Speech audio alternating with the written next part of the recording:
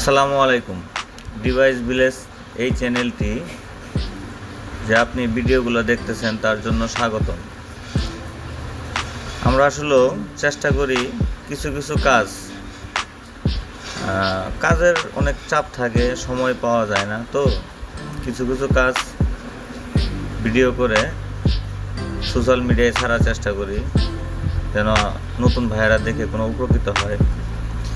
আসলে মোবাইল টেকনিশিয়ানের কাজটি হলো ঠান্ডা মাথায় বুঝে শুনে কাজ করলে আল্লাহর রহমতে কোনো সমস্যা হয় না।